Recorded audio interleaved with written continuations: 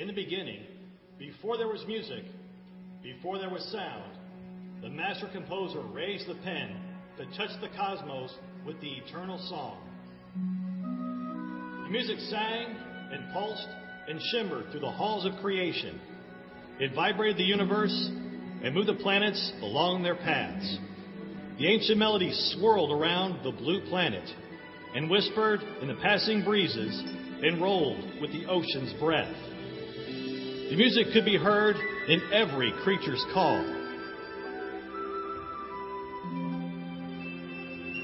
The master composer wrote this music deeply on the hearts of humanity. Through the generations, prophets would give breath to the music. They dared to rise up and sing the melodies written on their hearts. But whenever they rose up, the music carried the same eternal message. Prepare. Prepare for the promised one. Prepare for the child of heaven, the prince whose name is peace. Throw off your evil state and stand, clean and ready. Rejoice in the day of the promised one's arrival. For when he comes, those who walk with no vision and struggle without strength will be restored with light and power and hope.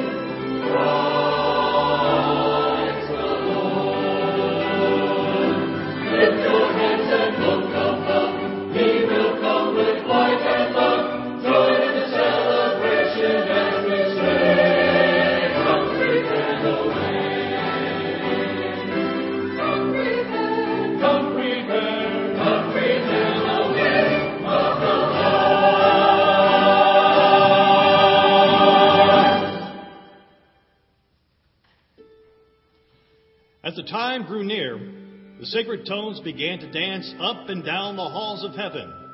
The holy chords swelled, and music grew with a mighty crescendo.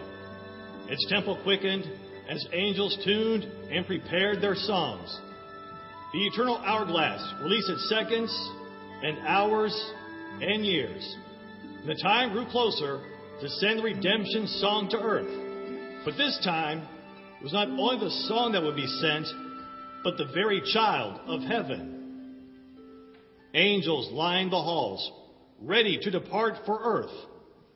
One by one, they were dispatched as they went to whisper the music into the ears of humanity.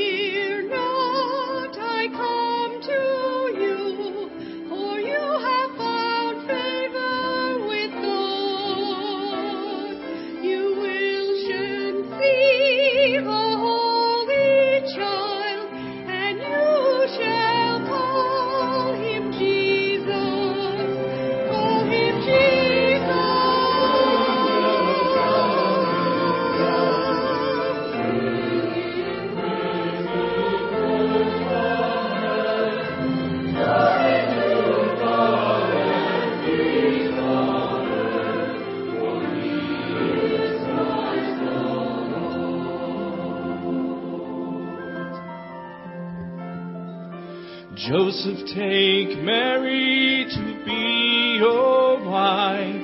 She carries a holy child. She will bring forth the firstborn son, and he is the Son of God, the Son of God.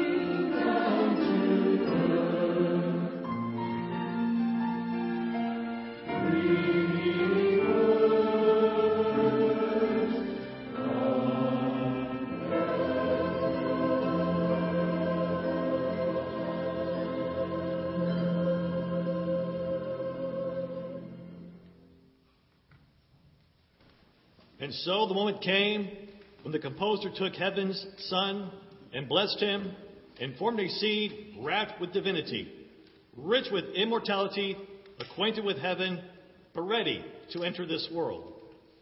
The divinity seed was planted into the humanity of a woman. The coming together brought heaven and earth into unity. The nature of God was fused with the human heart, and the fruit was completely perfect. And while this perfect union was not touched by the dust of the sinful world, the child formed by heaven and earth brought a holy presence to humanity's void. The eternal was wrapped in the temporal. Perfection was planted into imperfection. Power and omnipotence was fused with frailty and vulnerability. But when this union was done, it was perfect. It was right, and the history of the blue planet began once more.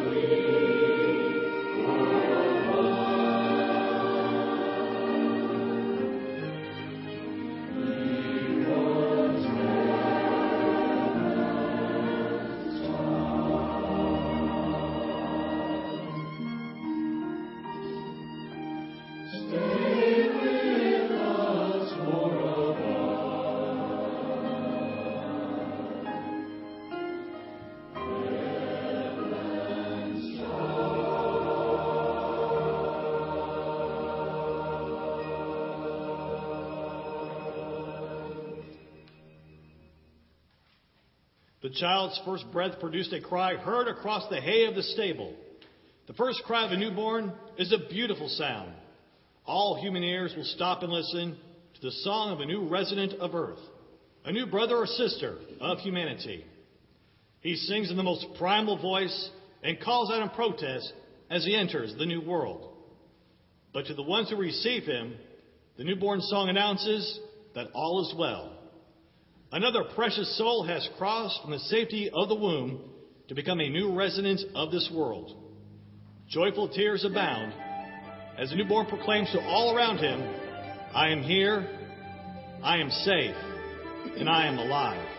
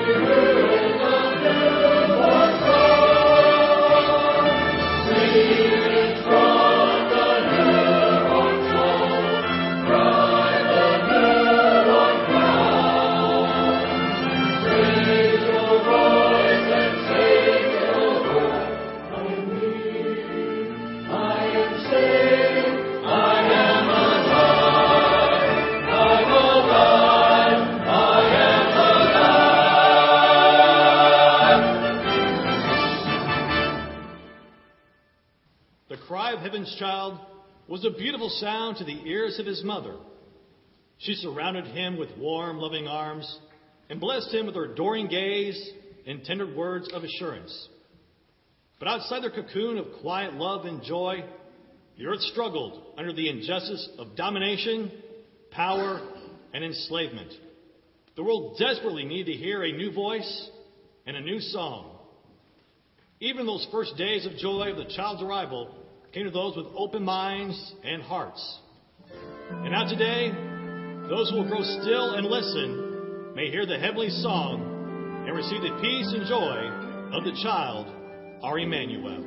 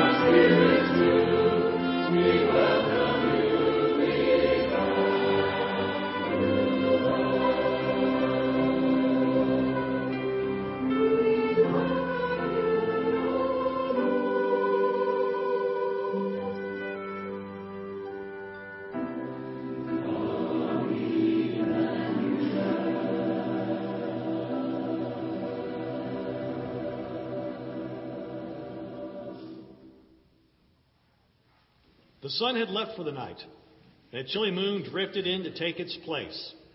The cold set the men to their fires, huddled, half-chilled, and crouched under the load of their existence. For them, the blueness of their planet was mostly covered by the drab brown hues of dirt and drudgery. Sameness was their fare. Futility kept them in their place. But heaven smiled on them in their dinginess. On this night, angels would pass over people of higher birth to tell these men of the earth about heaven's child. An angel's salutation startled the men from their drowsy rest, but then calmed their fright and told them about the birth of the child. The angel pointed them toward the birth town where they could go and see the newborn.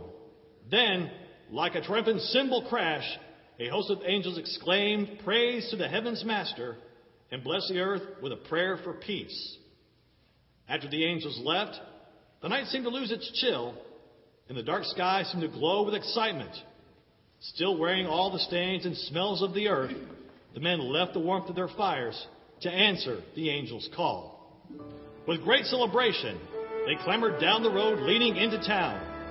For the rest of their lives, they would tell anyone who would listen about the night that heaven's angels sent them running to see the Holy Child.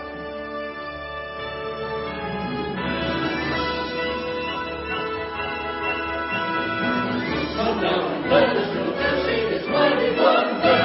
Come, let us go and see this wonderful child. Come down, let us go to see this mighty wonder. Come, let us go and see this wonderful child. Glory to God, hear the angels. Glory to God in the highest. Glory to God, hear the angels. Glory to God in the highest.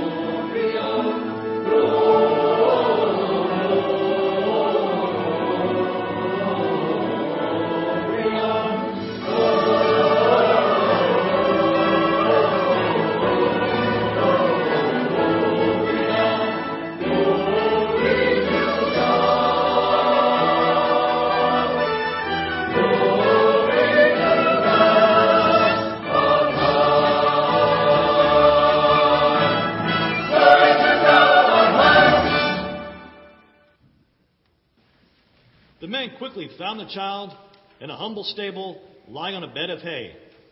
The place seemed to become a temple as they gazed on the child's heavenly countenance.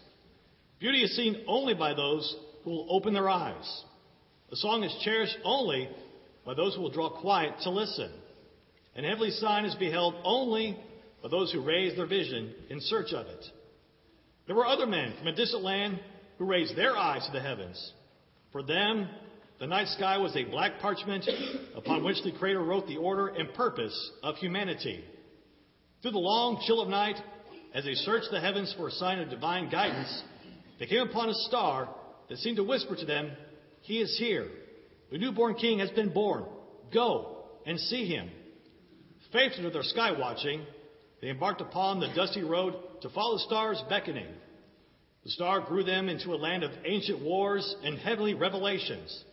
But true to its path, it led them to the feet of heaven's child. With great reverence, they offered him their truest worship and finest treasures. Their openness to the heavens and their faithfulness to the path led them to worship in the presence of the newborn king.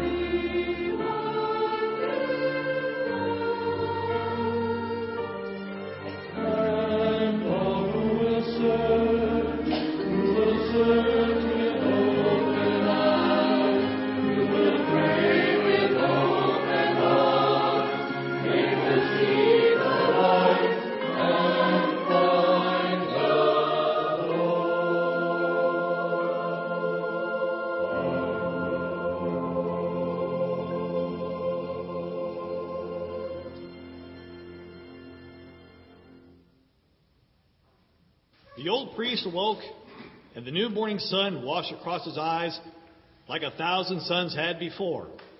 He wrestled his stiff bones upright until his feet found the floor. With a long breath, he wondered how many more days the sun would find his fading eyes. Down the street, the old priest shuffled, slower than he had walked yesterday, but faster than he would tomorrow. The stiffness of age weighed him down, but faithfulness pushed his curved frame forward. Then, a twinge of the heart awakened his hope. Could it be today? Could this be the day when the Creator's unspoken promise would be kept, and he would see heaven's child, the Redeemer of Israel? In the corner of the temple's walls, he perched on his eternal station and eyed all who passed through the gates of worship. Then, his breath paused, as his tired heart felt a youthful surge. His aging eyes widened to watch the young couple carry their newborn. He studied them for a moment, then he hopped up with the legs of a younger man. The Spirit warmed his soul as he brought them his breathless greeting. His voice shook as he welcomed them with what could be called both speaking and singing. He exclaimed his praises and blessing with a melodic tone he had not heard since his youth, sweet and clear, so full of truth and assurance. A fresh smile creased his weathered skin as his eyes beamed through their clouded lens. He had seen the Holy One. At once, he was filled with joy and relief. His life would no longer dangle unfinished in the waiting. Though he would still receive each new day as a gift, his life felt complete, for he had seen the Lord's salvation. He had seen heaven's child. And now we may echo his words and feel his rejuvenation and joy. For all who truly see his truth and receive the Lord's salvation may live forever with peaceful hearts and restored souls.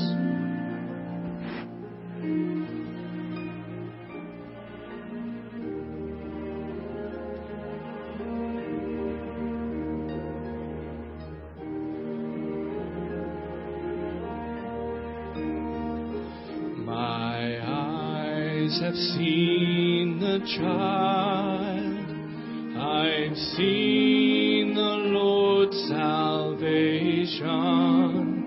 The Lord has shown to me the promised Holy One.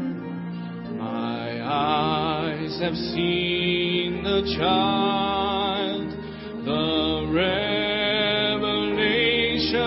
light.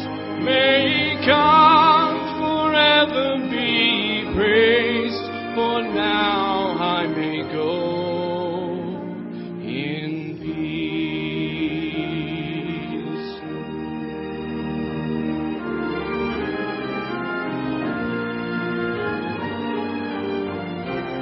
My eyes have seen the sun.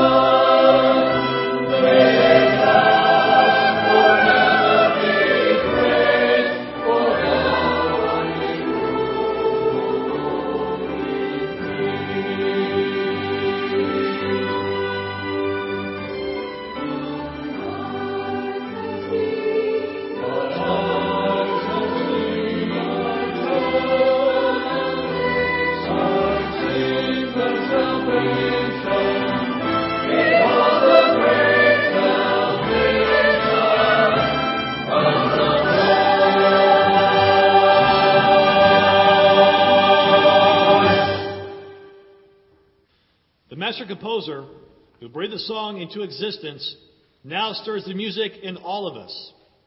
Through Heaven's Child, a new spirit shimmers through our souls and swells up within us. Everyone who hears the message of the angels may echo the song they sing.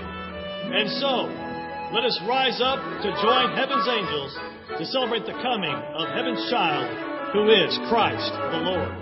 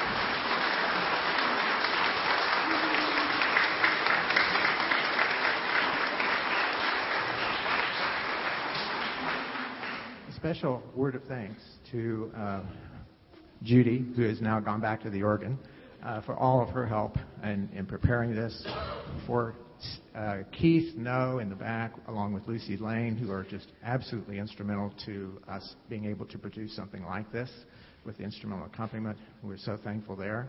Thankful to our narrator, Brian, to our soloist, Kyle, Mindy, and Glenda. Thank you so much. And Roger.